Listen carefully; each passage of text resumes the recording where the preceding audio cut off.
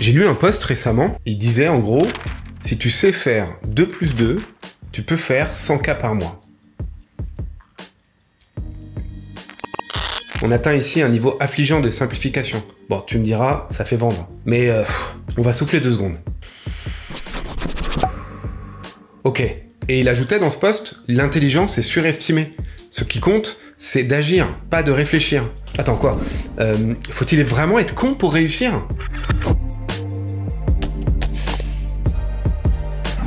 Franchement, ça m'a foutu un nœud à l'estomac. Surtout parce que l'auteur de cette publication a fait preuve de finesse avant ça.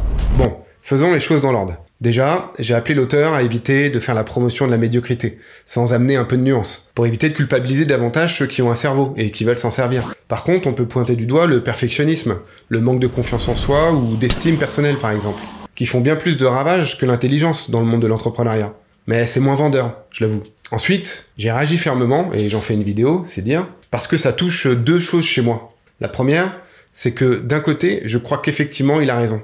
Beaucoup de gens sont médiocres, manquent de nuances, et réussissent quand même à vendre leur crotte idéologique à d'autres médiocres et bornés. C'est triste, mais ça existe. Et crois-moi bien que je prie tous les jours que ce soit pas une majorité. Chacun son utopie. Et deuxièmement, je me sens personnellement visé. Oui, je sais. Pas prendre les choses personnellement. Accord Toltec, blablabla. Car oui, je suis très loin, mais alors très loin de faire 100K par mois. Et au passage, faut vraiment arrêter avec ces conneries culpabilisantes de chiffres exorbitants. Et oui, j'ai décidé de miser et de valoriser l'intelligence, la nuance et les compétences des humains. Donc ça flingue complètement mon positionnement commercial et mes potentiels clients. Merci. Je sais que je suis un peu à contre-courant et que c'est presque un combat que de porter ces valeurs de nos jours. Mais je peux pas me réduire à penser ou à faire autrement. Et je vais pas m'excuser pour ça. À la vôtre, j'ai un peu soif. Ça donne soif d'être remonté. Le problème avec ce genre de discours qui met en avant que l'intelligence est surestimée dans l'entrepreneuriat, aujourd'hui ça devient presque une norme sur le réseau. Et ça vient bousiller l'estime personnelle des humains qui n'ont pas encore baissé les bras complètement. Moi-même, je suis parfois désarmé. À quoi bon? Et j'ai pourtant une forte conviction. Alors j'imagine les dégâts chez des personnes qui ont des convictions un peu plus fragiles. Bref. Alors ce type de discours, il faut l'interroger, l'analyser et le démonter. Ce que ça dit entre les lignes, c'est agis sans te poser de questions. C'est ça la clé. Ou la réflexion, la nuance, la complexité, trop lent, trop chiant et trop inutile. Et pourtant, c'est précisément ce que le monde manque aujourd'hui.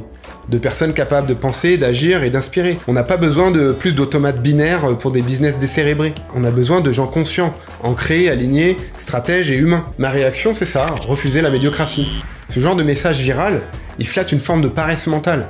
Il dit « pas besoin d'être malin, faut juste être rapide et opportuniste ». Mais moi, je veux dire l'inverse. C'est pas ton intelligence qui te freine, heureusement. Ce sont peut-être plus tes peurs, ton perfectionnisme, ton isolement. Arrêtons de faire croire que pour réussir, il faut s'abrutir. Sinon je me barre en 2026 et loin de ce monde. Ce que je veux défendre, c'est une autre figure de l'entrepreneur. Lucide, incarnée, intelligente et courageuse. Et soyons clairs, c'est pas l'action ou l'intelligence, c'est action éclairée. L'intelligence sans action, c'est stérile. Et l'action sans intelligence part dans tous les sens. La vraie puissance, c'est dans leur alliance. Et toi, quelle intelligence ton projet réclame?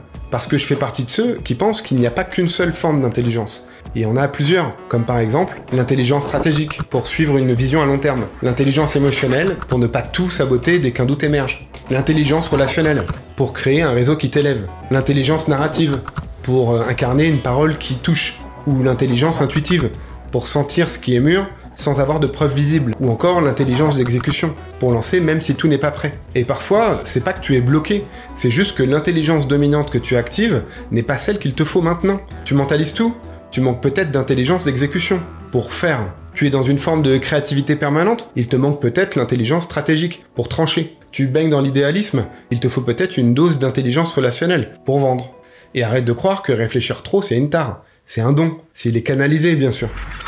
Je t'appelle à rejoindre une autre voie. Moi j'accompagne justement ces entrepreneurs qui veulent sortir de cette logique, ceux qui refusent de se robotiser pour performer, ceux qui veulent réussir sans se renier. Et si tu te reconnais là-dedans, sache que tu n'es pas seul, et que ta façon d'être intelligent, subtil et nuancé, c'est peut-être ta plus grande force. Et rappelle-toi qu'un projet professionnel, c'est un écosystème complexe, qui est fait de désir humain d'un côté, de différenciation subtile, de timing bien dosé de l'autre, de résilience, de relation au risque, de perception de valeur, de régulation émotionnelle et d'alignement identitaire. Et tout ça, c'est vivant. C'est pas mécanique comme un 2 plus 2 égale 100K par mois.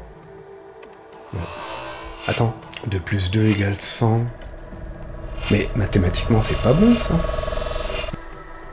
Tu veux incarner ce type d'entrepreneur? C'est exactement ce que je fais dans mon accompagnement. Et je t'assure qu'ici, tu seras bien accueilli si on partage ces valeurs.